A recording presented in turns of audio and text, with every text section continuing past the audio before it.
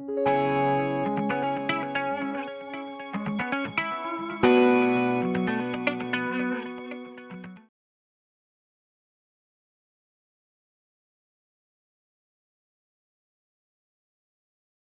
Tech world में ना ये एआई लैपटॉप्स की बहुत बात हो रही है। पर सवाल ये है कि ये जो नॉर्मल लैपटॉप हम इस्तेमाल करते हैं उनसे ये अलग कैसे हैं। आज की इस खास चर्चा में हम यही समझने की कोशिश करेंगे।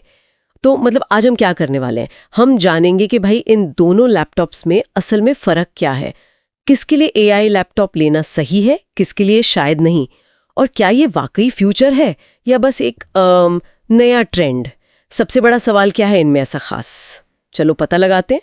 तो सबसे पहले बात करते हैं सबसे बड़े मतलब हार्डवेयर लेवल के फ़र्क की, प्रोसेसर। एआई लैपटॉप्स में ना कुछ खास एआई रेडी प्रोसेसर्स होते हैं, जैसे इंटेल कोर अल्ट्रा या फिर AMD राइजन एआई वाले। ये रेगुलर लैपटॉप्स के कोर i3, i5, i7 या राइजन 5, 7 से अलग है। बिल्कुल, और यहीं पर एक और बहुत ज़रूरी चीज़ आती है, NPU, न्यूरल प्रोसेसिंग यूनिट। ये आपको रेगुलर लैपटॉप्स में नहीं मिलेगी। अच्छा, NPU, हाँ ये टर्म मैंने भी सुना है। तो यही है वो मतलब सीक्रेट सॉस, ये है क्या असल में और करता क्या है? हाँ, आप कह सकती हैं एक तरह से।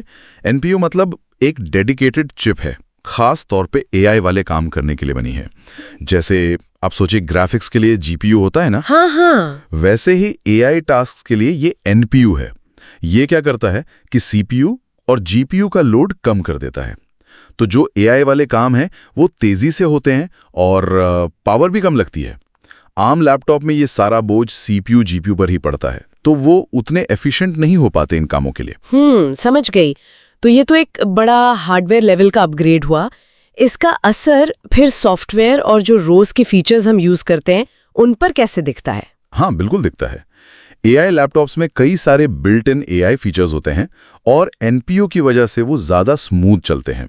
जैसे आजकल विंडोज़ में को-पायलट है जो आपको लिखने में या कुछ सर्च करने में मदद करता है, या फिर वीडियो कॉल्स को ले लीजिए। हाँ, वीडियो कॉल्स तो बहुत कॉमन है अब। तो उनमें जैसे लाइव कैप्शन आना या real time translation, background blur करना या फिर आपकी आवाज़ को क्लियर करना मतलब नॉइस कैंसलेशन, कैमरे का आपको फ्रेम में रखना, ये सब NPU के कारण ज़्यादा अच्छे से और कम बैटरी खाए होता है। ओह अच्छा, मतलब मीटिंग्स वगैरह काफ़ी आसान हो सकती हैं। हाँ, और परफॉर्मेंस का क्या, मतलब ओवरऑल स्पीड और बैटरी लाइफ, क्या इनमें भी फ़र्क है? हाँ फ़र्क है, क्योंकि NPU डेडिकेटेड है और कम पावर लेता है AI टास्क के लिए, तो अक्सर AI लैपटॉप्स बेहतर बैटरी लाइफ दे पाते हैं, खासकर तब जब आप ये AI वाले टूल्स इस्तेमाल कर रहे हो। और हाँ, मल्टीटास्किंग में या जब आप AI बेस्ड ऐप्स चला रहे हो तो ये लैपटॉप्स तेज़ महसूस होते हैं। जो रेगुलर लैपटॉप हैं वो रोज़मर्रा के काम जैसे ब्राउजिंग है, वर्ड प्रोसेसिंग है, यूट्यूब देखना है, उनके लिए तो ठीक है। पर जैसे ही आप हैवी AI वाले काम पर आते हैं, मान लीजिए फ़ोटो एडिटिंग में कुछ AI फीचर इस्तेमाल कर रहे हैं या वीडियो एनालिसिस, तो वहाँ वो थोड़े धीमे पड़ सकते हैं। बिल्कुल सही कहा आपने, AI लैपटॉप्स थोड़े महंगे होते हैं। इनकी शुरुआती कीमत ही आप मानकर चलिए करीब 60,000 रुपये या उससे ऊपर जाती है, जबकि एक ठीक ठाक सा रेगुलर लैपटॉप आपको शायद 25,000 30,000 रुपये से भी मिलना शुरू हो जाए। तो कीमत का फर्क तो साफ है। और हाँ, एक और बात है यहाँ, फ्यूचर प्रूफिंग की। AI लैपटॉप्स आने वाले AI सॉफ्टवेयर और टूल्स के लिए बेहतर तरीके से तैयार हैं। ओके, इसे थोड़ा और साफ करते हैं आम यूजर के लिए। मतलब रोज की जिंदगी में ये AI फीचर्स कैसे काम आ सकते हैं, कुछ और उदाहरण दे सकते हैं? जरूर। जैसे मान लीजिए आप कोई ईमेल लिख रही हैं, तो को-पायलट आपको वाक्य पूरे करने में या टोन बदलने में मदद कर सकता है। या आप प्रेजेंटेशन दे रही हैं वीडियो कॉल पर, तो कैमरा ऑटोमेटिकली आपकी आंखों का कांटेक्ट सही दिखा सकता है या आपको फ्रेम में रख सकता है, भले ही आप थोड़ा हिलें डुलें। अच्छा, किसी दूसरी भाषा में कोई वीडियो देख रहे हैं तो लाइव सबटाइटल मिल सकते हैं। और आजकल जो जनरेटिव AI का इतना क्रेज है, मतलब AI से तस्वीरें बनवाना या कोडिंग में मदद लेना या वीडियो बनाना, वो सारे काम इन लैपटॉप्स पर ज़्यादा तेजी से और एफिशिएंटली होते हैं। हाँ, ये जेनरेटिव AI वाली बात तो काफी इंटरेस्टिंग है। ये तो वाकई यूजफुल लग रहे हैं। तो फिर सवाल घूम फिर कर वही आ जाता है कि आखिर किसको कौन सा लैपटॉप लेना चाहिए, कैसे तय करें? देखिए, ये पूरी तरह से ना आपकी ज़रूरत पर निर्भर करता है। अगर कोई स्टूडेंट है जिसका मेन काम नोट्स बनाना, रिसर्च करना, इंटरनेट चलाना या फिल्में देखना है, या कोई ऑफिस वर्कर है जिसका काम ज़्यादातर email, word, excel, power point तक ही है, तो सच कहूँ उनके लिए शायद एक अच्छा रेगुलर लैपटॉप ही काफ़ी है। पैसे भी बचेंगे।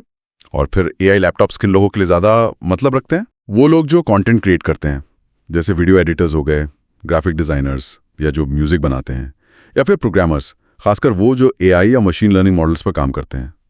उनके लिए एनपीयू वाला एआई लैपटॉप वाकई काम की स्पीड बढ़ा सकता है। और हाँ, वो लोग भी जो हमेशा लेटेस्ट टेक्नोलॉजी के साथ रहना पसंद करते हैं और चाहते हैं कि उनका सिस्टम फ्यूचर के लिए रेडी रहे, उन्हें एआई लैपटॉप कंसिडर करना चाहिए। तो कुल मिला के बात यह है कि आपकी ज़रूरत, आपके बजट और आप भविष्य में क्या करना चाहते हैं उस पर डिपेंड करता है।